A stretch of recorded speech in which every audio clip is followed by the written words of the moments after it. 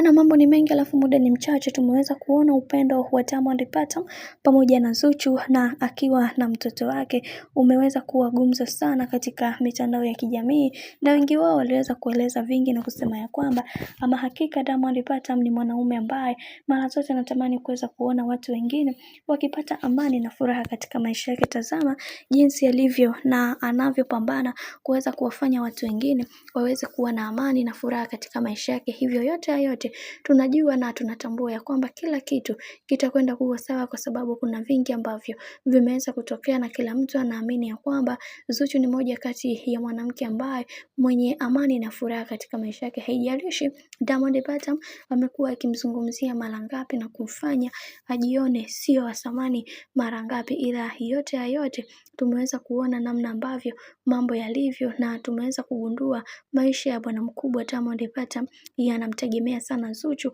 katika kuhakikisha maisha yake yanakuwa katika misingi na mikakati iliyo bora. Na wengi wao waliweza kuzungumza vingi na kusema ya kwamba tunatakiwa kuweza kujifunza kutokana na makosa, licha ya Diamond Platnumz kuweza kueleza vingi juu ya yale ambayo yamekuwa yakitokea katika maisha, lakini tumeweza kuona baadhi ya watu wengi waliweza kufunguka vingi na kusema kiukweli Zuchu ni mwanamke ambaye mwenye amani na furaha katika maisha, lakini Diamond Platnumz amekuwa akimkosea sana, kumfanya asionekane wa thamani kadri siku zinavyozidi kwenda, ila leo hii ameweza kutambua thamani yake kwa namna moja ama nyingine. Hivyo yote tunamshukuru kwa kila kitu, kwa sababu amekuwa moja kati ya mwanamke ambaye mvumilivu na mnyenyekevu katika maisha.